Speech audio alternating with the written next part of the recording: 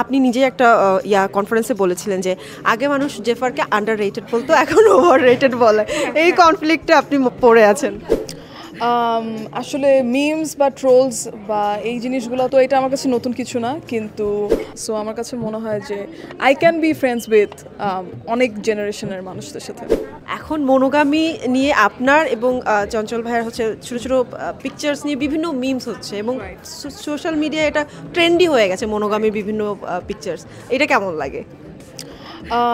আসলে মিমস বা ট্রোলস বা এই জিনিসগুলো তো আমি যেহেতু সোশ্যাল মিডিয়ারই মানুষ, ওখান থেকে আমার মিউজিকও ওইখান থেকেই শুরু, তো এটা আমার কাছে নতুন কিছু না। কিন্তু অভিনেত্রী হিসাবে যেই ব্যাপারটা এখন হচ্ছে, ইভেন মিমসই বলি, এই যে আমার ছোট ছোট ক্লিপস কাটা, এটা তো আসলে হয় নাই আগে, তো ওইটার সামথিং নিউ। অ্যান্ড এখন কি বলবো, আমাকে মানুষ বলছে গায়িকা নাকি নায়িকা, কিন্তু এরকম কিছু আসলে নায়িকা বলাটা খুবই উচিত, আমার কাছে মনে হয় উচিত না, কারণ আমি আসলে সঙ্গীত শিল্পী প্রথমে, অ্যান্ড এটা আমার প্রথম কাজ, জাস্ট শুরু হলো, তারপরে ফিউচার বলে দিবে ওইটা।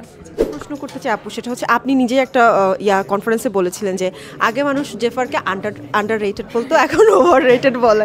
এই কনফ্লিক্টে আপনি পড়ে আছেন। হ্যাঁ, আগে আন্ডাররেটেড বলতো, আগে ইংলিশ মিউজিক করতাম বেশি, আমার গানগুলা ওয়েস্টার্ন বেশি ছিল। সেটা যে চলে গেছে তা না, সেই জায়গাটাও আছে, সেই সাইডটাও আছে। কিন্তু যখন এই যে এখন ঝুমকার পরে আমি বলবো যে মেইন স্ট্রিম মিডিয়াতে একটু বেশি হয়তো বা আমাকে দেখা যাচ্ছে, তখন থেকে এখন ওভাররেটেড।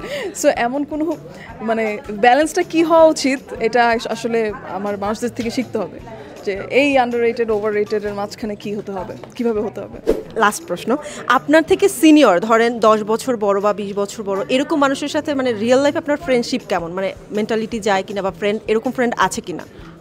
আমি বিশ্বাস করি যে আমি অনেক ওল্ড একটা সোল, এবং আমার আসলে একটা এইজের পরের থেকে মেন্টালিটি আমাদের সবার একই ধরনের থাকে। So it actually I don't think it depends, মানে আই হ্যাভ ফ্রেন্ডস একদম ছোট্ট থেকে অনেক, মানে আমার বেস্ট ফ্রেন্ডের মা হচ্ছে আমার বেস্ট ফ্রেন্ড। সো অ্যাকচুয়ালি তাই। সো আমার কাছে, and she is like my mother as well. So আমার কাছে মনে হয় যে I can be friends with অনেক জেনারেশনের মানুষদের সাথে। জি।